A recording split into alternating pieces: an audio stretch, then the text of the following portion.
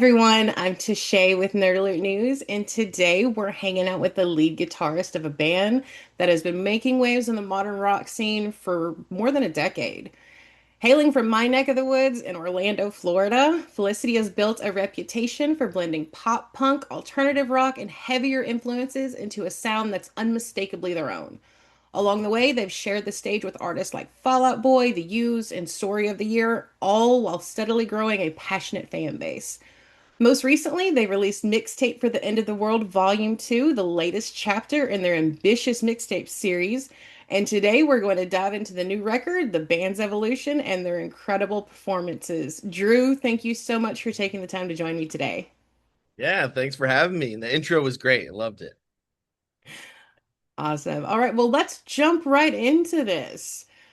Whenever I get the opportunity to talk to a band, I like to start with the origin story to kind of see, where it all began, the journey along the way. So tell us how Felicity came to be and a little bit about the journey y'all have been on. Well, originally, I started this band with our lead singer, Damien, and I'd moved to beautiful Central Florida here.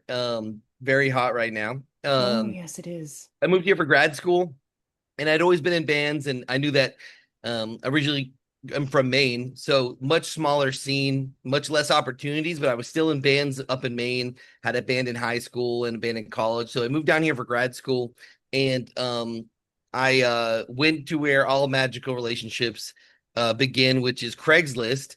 And I put up an ad in the musicians looking for musicians section saying I was just trying to start an original rock band. And and Damien also had an ad up on Craigslist that he was looking to do the same thing. He was really in like the cover music scene, so he was doing a lot of shows and he was playing and making some money, but he wanted to do like an original project. So we met originally there, and I drove over to his parents' house, and we met up in their garage, and just like the age old story, we started in his parents' garage and just started jamming a few cover songs, and then eventually we started writing some music, and then we were like, it would be really cool to be able to play a show someday. So we started finding other members, and there's been some faces come and go along the years, but our bass player Mike has now been with us for like the last decade. He's like was the third bass player, but we went through a few like really quick in the beginning. And then our drummer Rashid joined the band probably about 3 years ago. So he's kind of the new guy in the band, but we've just been very consistent of meeting up twice a week to work on this project for the last 10 years. And it's been really cool to finally get to the point where we can go pretty much anywhere in the country and, sell about 100 tickets and have a badass show with sell merch and have fans all over the world. So it's already a dream come true. We're just kind of seeing where we can take it from here. I love that. So, for those discovering you guys for the first time, how would you describe the band's vibe in your own words? I'd say that like we really don't take ourselves seriously. We're very like kind of not we take our music seriously and what we do seriously, but as far as the type of music we write, we try not to take ourselves too seriously. And we always just like to try to have fun and put a smile on people's faces with everything we do. I'd say our music styles is really just we kind of created our own genre we call trash rock, because it's basically like you put every subgenre of rock music into a trash can and just kind of shook it up, and you never know what you might get when you pull something out. So some of our songs, they all draw from our influences, which span from classic rock to new metal to post-hardcore, emo, pop punk, and like 90s alternative and grunge, and in modern pop music too. So I think it all kind of comes together, and you never know what you might get. Some of our songs have a little bit of a heavier edge, and then some of them have a very like kind of like radio rock poppy edge. But we just try to make music that we would enjoy listening to, and we don't really try to put ourselves into a specific box of a specific subgenre of what songs we write. It just kind of whatever comes out comes out. Yeah, I imagine that makes it easier for you guys to just write what feels right at the moment. Yeah, it definitely does, and it has been challenging because I think everyone wants to be put an artist into a box of like what they are. And so, when we released our first record, and three of the songs were like heavier and three of them were not heavy, were more like maybe punk or just fun pop punk. People were like, oh, well, they're doing two kind of different things. And then there was another album of that and another album of that and another album of that, while also adding lots of other things. So I think it got to the point now where people have enough of a sample size to understand what we are and that we aren't just one thing. But it also helps because I think we can pull some people who are really into our, like, maybe some of our heavier songs, and then some people who are into definitely more of our like poppier songs, and then people who love it all. So I think it's really kind of like a buffet. We have a little bit of something for everybody. As long as you like rock music, I'd say we probably have something for you in our repertoire. Yeah, I mean, I can definitely, vouch for that. I think, my some of my most favorite bands are the ones that show their range and aren't Mhm. afraid to show their range like you guys do. Yeah, yeah, for So, sure. if there's three songs that you could pick for someone who'd say they just Spotify DJ recommended Felicity to them, Yeah. what are the three songs you think they should start with and why? I'd say the three songs are probably The Weather, just because it's the one that most people have, I guess, discovered us from. For whatever reason, it's become our most popular song. We didn't expect that when we wrote it or when we released it. But that's the cool thing about music is we don't get to choose as the artist, right? The audience chooses. So that would be one, just because I think it really encapsulates the type of energy and vibe we like to put out. And we love like a lot of crowd participation. We think about that when we're writing music, like how can we translate the song live, not just thinking about the people who are going to be streaming it, but the people who are going to be in the crowd. So we try to always add fun crowd participation moments into all of our songs. And that one I think definitely has a lot of that. I'd say the second one would probably be, I think, our song God Mode, just because it has a little bit of the heavier edge, but it really encapsulates like the type of heavy edge we have, where it's not like it's a necessarily a metal song, but it definitely has a lot of like a little bit more aggression and some heavier riffs, and the type of energy that we like to put into when we do write heavier music. And I'd say the third one would probably be a wild card, but maybe our song Emo Trash, just because it It's really actually my encapsulates favorite like one. the lightheartedness of us, where we write music that's just we find that's fun or funny. We wrote that song like thinking it would be funny to write a song and fun to write a song that kind of encapsulates everything of the like subgenre of emo and pop punk music that we grew up with, as far as even just like borrowing lyrics or song titles for all the lyrics in the song and things like that. And it's just one of those songs that I feel like you can't help but have a good time if you're experiencing it live, or even just streaming it, putting a smile on your face. So I'd say those are probably the three that I would recommend. Yeah, I think Emo Trash is one of my favorites by you guys. And your cover of Hey Jude is, Nice. oh Yeah. my God, it's incredible. Thank you. Yeah, that was one where it was we were like, hey, it would be really cool to do a bunch of like some mini covers of just songs that we love that for TikTok. So we did like, different songs that weren't rock songs and tried to either make them heavier or turn them into rock songs. And there was K-pop songs, and there was 90s R&B, and there was country songs. And that was one that just went viral. And so eventually was like people wanted us to do the full thing instead of just like the 30-second TikTok we did. So we went into the studio and had to go then do a whole version of the song, which was a lot of fun to do. And then we got to release that. And it's another really cool moment every time we play a show when we get to kind of work that into our set. Right. Yeah. So looking back over, the entire time you guys have been doing this, what's been the biggest lesson you've learned together? There's been so many. I think one is to like patience is something that's been a big one for us, is that you can't just expect to be able to skip steps. And you see that no matter what journey that you may see other artists on or bands that we've come up with, because coming from here in Central Florida, we've come up with a lot of great artists who have maybe started around the same time as us or maybe even after us, that are playing major festivals and touring the world and getting some amazing opportunities. And it can be really hard to get trapped in the comparison game and to think you should be there where they are, and I'm sure there's things that we have that they wish they had. But it's really hard. So I think just learning that patience and that everyone's journey is completely unique, and the Felicity journey is a one of one, and every single year is just a chapter. And we try not to get too excited when we get good things happen to us, and not too bummed when we miss out on opportunities or feel like we should be, further along than what we are. And we just understand that we all we can do is like do the best we can with what we have today. And today is, getting ready for tour, packing up merch, replying to as many DMs as we can, trying to post a couple pieces of content, practice our set so that we're ready to go out on tour next week. And that's all that we can really control. We can't really control what other bands are doing and what other opportunities may or may not come in the future. So Exactly. we try to just focus on that. I'd say the other big lesson that I tell a lot of bands because they ask me for advice because we've been around for a while, is that it's really hard to expect the people that maybe come up with you they're going to be there at the end of the story.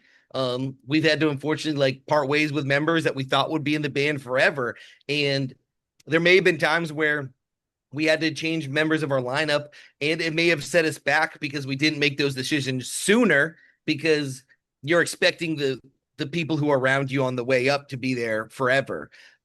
Where we look back and we're like, man, if we had just been a little bit more brave to be able to make some of those decisions sooner, we may have like saved ourselves a lot of time and effort. So now it's kind of like we're able to hold each other accountable and hold each other to really high expectations, because we've kind of set what those expectations are by looking at the behavior of maybe members that are no longer a part of this, and that allows us to really hold each other accountable to hit the goals we want to achieve. And it's not like anyone's like being dragged along for the ride. We all have to be in this all together, working our asses off. Right. And I think that's really important that, you guys can hold each other accountable and also still maintain that, your friendship is, I Yeah. mean, it's really the core of everything, how you guys work together. And, it's really beautiful when it works out like that. Yeah, absolutely. So, I mean, when you guys are writing, do you consciously try to push yourselves outside of the comfort zone, or does it just happen natural for you guys? I think it's kind of, we just try to write what feels right. And I think really the pushing us out of our comfort zone sometimes comes from our producers we work with, people who are like other writers or maybe auxiliary. They're not necessarily in the band, because it can be really easy to just write stuff that sounds good to you based off your taste. But we definitely push ourselves to try elements of song styles that maybe we wouldn't do. But really, when we bring an idea to our producer, they might see a completely different vision for the song. And that's a lot of times why you hire a producer, to be kind of like that extra member of the band to help bring the record to life. So a lot of times it's been our producers to say like, oh, I don't think this song may quite have enough energy. Maybe we should try changing some things about it to adjust the genre of it. And we've had songs that started out as kind of like maybe pop punk songs or just punk songs that have become like ballads and acoustic songs.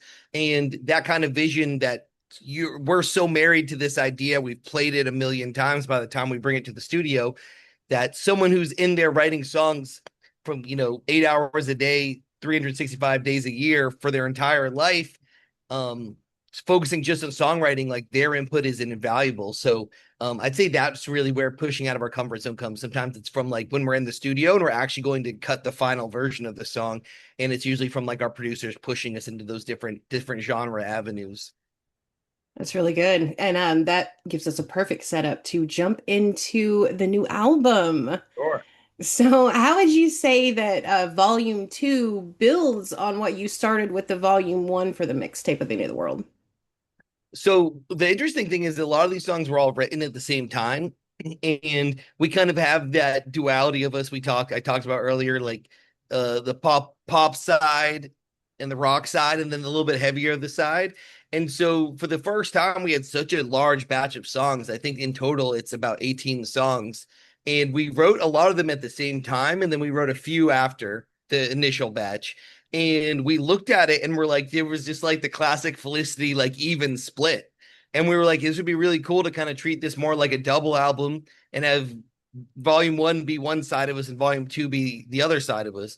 So volume one is definitely the more kind of a little bit lightheartedness, and I'd say like poppier, pop punk rock fun side, and then the second half is kind of the heavier, darker side. And we thought it'd be really cool to, for the first time, kind of separate those two and be able to see what it's like when we just have to either like promote a work of just heavy music and promote a work of just pop, like popular music, instead of it always being kind of at the same time or promoting both. And I think it flowed really well and naturally. So it wasn't It necessarily really planned did. when we were writing it. It was really like looking at this, all these songs we had and thinking what could be a cool way to present these for people when we eventually release them. Yeah, it really did do all that, and it kind of, I love the way it flows. You can start with song one on volume one and then just seamlessly goes into volume two. Yeah. Yeah, it's really cool. So, was there a song on volume two that you were especially excited for fans to hear?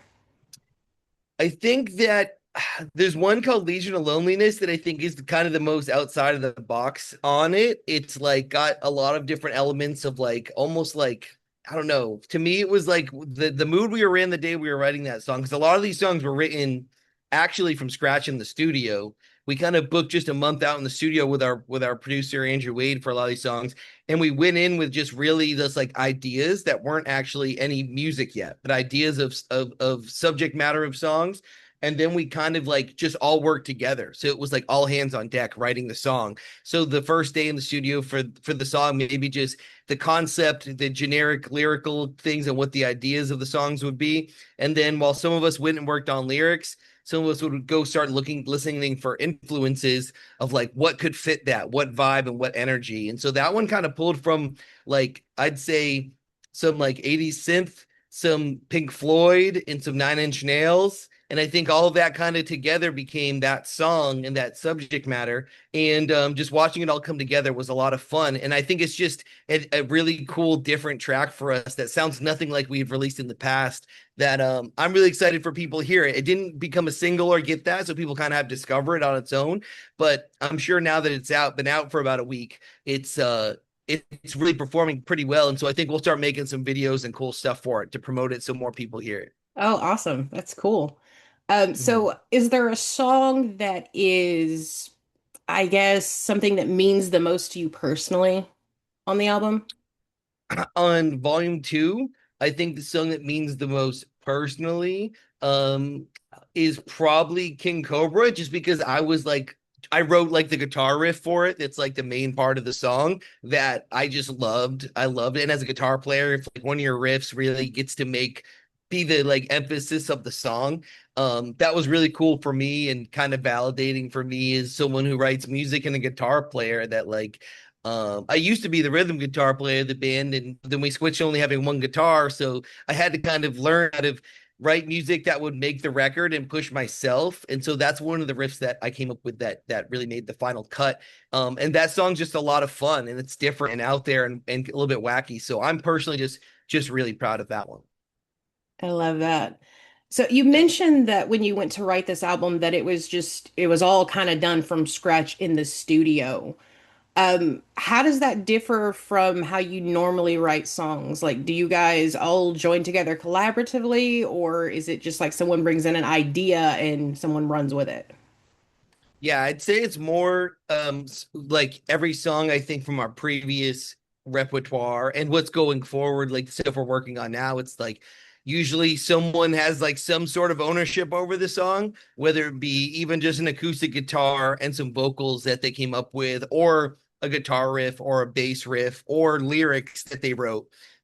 And so like I can tell you like, oh, that song is a Mike song, and that song's a Damien song, and that's a Drew song. For example, on our like previous stuff, this was more like everyone was involved in the process from front to back, including our producer Andrew Wade. So there's like everyone contributed something to it, whether it be lyrically or melody or musically. So that's where it was different. Where in the past, usually like an idea is brought in, sometimes a complete song could be brought in, and it's just like we all are like, yeah, that's dope, and that becomes the song. Maybe what gets played on the guitar gets played on bass. We obviously have free range to play around with it and come up with ideas, but the song, as far as like what the song's about, the lyrics, the chords and the melody, usually like someone will bring most of that to the table. And then we just all vote on like, do we really like this idea? And if we all really like it, it kind of makes it to the next wave that then gets demoed, and then that demo will be brought to the producer, and then they have kind of final say whether we work on it or not. And then sometimes it was like, hey, let's not bring any demos. Let's with this mixtape 1 and 2, it's like, let's not bring any demos. Let's go in the studio and let's just do it all collaboratively and see what happens. And that's kind of like where that differed. Right. I love to just hear this and see how you guys work. It's kind of like a little democracy between you guys, but Mhm. it seems to, I mean, look at what you guys have produced. Yeah, yeah, and it's really cool because it was almost a different process for us doing mixtape volume 1 and volume 2, because for the most part every song had, I'd say, like a template or a blueprint. So um it may be like, hey, like what's a song that we all are beloved, a beloved rock song that we all really love. And someone would bring something to the table and we all agree, like, yeah, it would be so cool to have a song with that energy or that vibe. So then that might be the starting point of like, what subject matter do we want to write about? We start working on that. What lyrics do we want to write? And then we start analyzing that song's, maybe the riffs, the length of the song, what the BPM of the song is. And it kind of becomes a template, like a blueprint, and then we kind of write a song within that blueprint. So one day was like Smells Like Teen Spirit Day, and one day was like Beastie Boys Day, one day was, like I said, Nine Inch Nails Pink Floyd Day. So people may not know what it was that day, but I could tell you, like, oh well, that day we were working on listening to songs like this or this song. And what ended up becoming, started as a Rage Against the Machine song, is where we ended up with God Mode, which doesn't sound like a Rage Against the Machine song, but it's just like some of those core elements and ideas and blueprints. Instead of just playing around on the guitar until something comes out, we kind of like gave ourselves a box to play in, and that's where we were able to really be productive to write this album. That's really cool. So let's switch gears here for a minute and get into your live performances. Like I said, you've shared the stage with some pretty big names. What's the biggest lesson you've taken away from those experiences? Um, I'd say that like there's a lot of lessons that come from that, is like, hey, like you really try to be as professional as you can, show up on time, end your set on time, always thank the headliners, like all that stuff that's kind of like, we kind of knew a lot of that going into it, and we've never had issues with any of that. But those are all lessons that you learn, is like the stakes, and then how to perform in front of a crowd that's not necessarily there to see you, and try to win them over. And that was something that, those opportunities, we had to like focus on, like what can we do to leave an impression, so that even after those headliners, they'll still remember something about us. And that's always something we really challenge ourselves with. Even though now that a lot of the shows we play, we may be the headliner now, to some of them, because if you can do a good job at that, then you're going to crush it when you become the headline band and you have a headline show. So that's definitely one of them. And I think that just always just trying to like see what these bands are doing, that makes the show memorable. Like, what are they doing in their show? Are they just going up there and playing their songs, or do they have any choreography? Do they have any production, or what do they do other than just playing the music? Because if people just wanted to hear the music, they can, play it on their phone, listen on Spotify, whatever it is. They're going to see the performance of the music, and so much of that can go into it. So with our live shows, we always try to bring some type of something that we've never seen a band do. And we've seen so many bands at this point. We watch so many concerts, and we watch so many concert DVDs of all the bands we love, for like, what are some out of the box things we can do, that we can do within our budget, that's not having pyro, that we can do to to make our show memorable. So, for example, we have every one of our shows, we have the Felicity Awards, where towards the end of our set, we have like sashes of like best mosh pit performance, and wore the best custom merch, and you get to come on stage and get your sash and have your moment. And we kind of like, it's our way of giving back to people who are dedicated fans coming to our show. You can come on stage and win a Felicity Award. So we have like a mini award show, and that's one of probably like 5 to 10 things we do every show, that's like just something different out of the box. It's like we've never seen anybody do that before. So we're constantly, our gears are thinking of what we can do, so that when we come back to that city, people will want to come again. And so for that example, it's like, I want to go back and see if I can win a Felicity Award next time. So I love that idea, the Felicity Awards. I mean, I've never seen anyone do that before. That's so cool. yeah, yeah, it's a lot of fun. So is there a particular show or festival that kind of stands out as a career highlight for you guys? Um, it's really weird because we had a lot of these crazy big shows happen like really early in our career, and then it's like through winning contests or just getting lucking into opportunities or whatever it was. But I'd say we got to go to LA and be direct support for the Used for their album release show. And it was because our manager knew their manager and they were looking for a kind of like relatively unknown band to give this opportunity to. And we were able to get pitched and got picked. And so that was our first time ever like doing a show where we flew cross country to play one show and had to learn how to fly with our gear and to show up to a venue um, with from a flight a few hours earlier and be able to put on a show and to know that we can do that. And it was a lot of crazy learning lessons comes from that experience. And but it was just an awesome opportunity to be able to just like we're on stage and we play, and then 15 minutes later the Used is playing their album release show, and it was at the Troubadour. It's a really iconic venue in LA. And then just to be side stage and watch them do their thing, and it was like a band that I've grown up loving my entire life and looked up to. So that was like one really cool moment.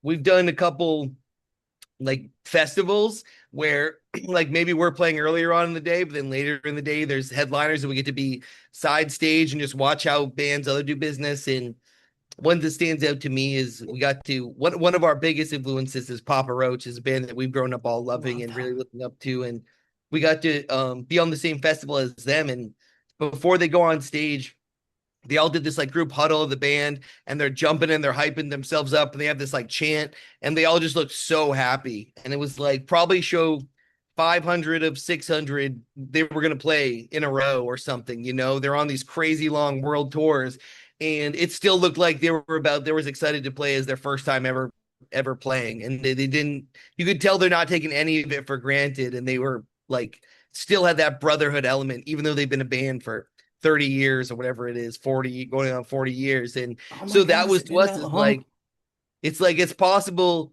to have a career with that longevity and to still love your life every single day and to still love each other and to be able to go out and put on a great show. And seeing like the camaraderie backstage was something that we're like, that's the dream, to have that, when we're Yeah. playing these festivals and we're on to show 99 out of 100 or whatever it is in a row, to be able to still go out with that level of joy and enthusiasm. Love it. So, speaking of pre-show rituals and stuff like that, I mean, all your guys' shows have a reputation of being very high energy. How do you guys get yourselves in the mindset before you go on stage?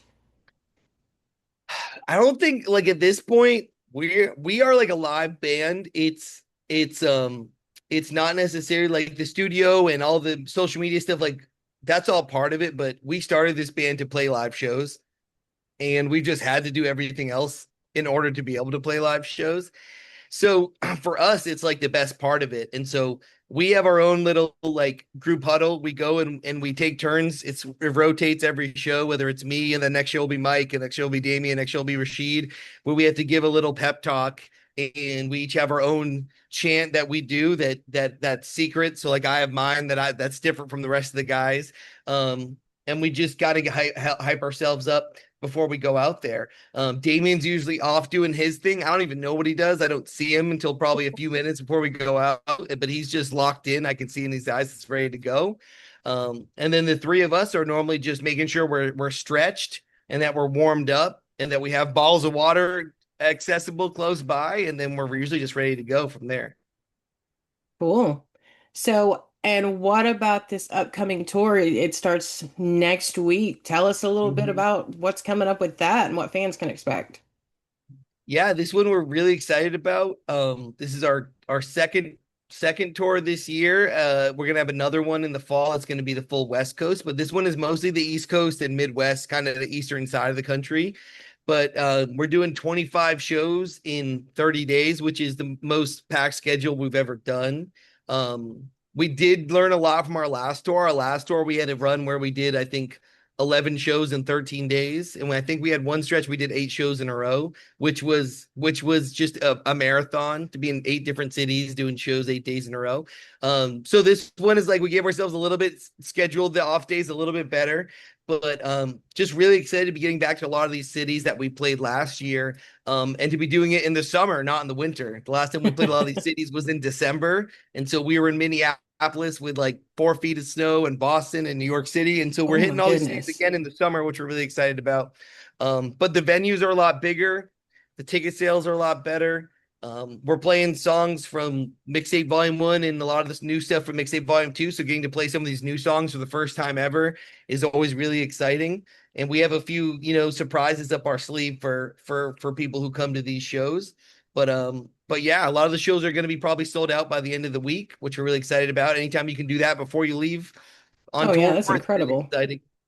And then we come home for a month, and then we're gonna go hit the West Coast and do the same thing, except we're gonna be on a support tour. We're actually opening for some other bands, which will be a lot of fun to the switch from the headline set where you get to do whatever you want to be able to go and try to win over another band's crowd and to do the shorter intro set. So just really always trying to push ourselves to try different opportunities and to push ourselves out of our comfort zone and try to put on the best show we can every night. Awesome. So what's next for you guys? Where do you see Felicity heading over the next few years? So we have this other tour. We're gonna leave on tour next week. We have another tour right after that, which means we'll have played, I think, about 50 or 60 different individual cities in the United States in the last year. So we've already started the next album. We have about 5 of the songs recorded, and we're going to go record the other 5 this winter. So once we get back from tour, we're going to go finish our next album, which hopefully maybe we can have that out next year. We'll see how things go.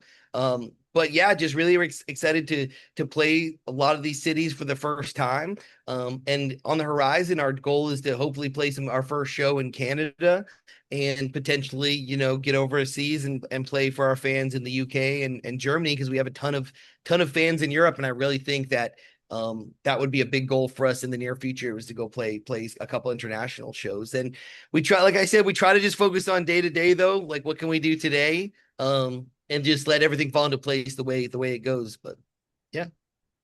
Awesome. Man, I could sit here and talk to you forever about all this, but we are running, so Sure. low on some time.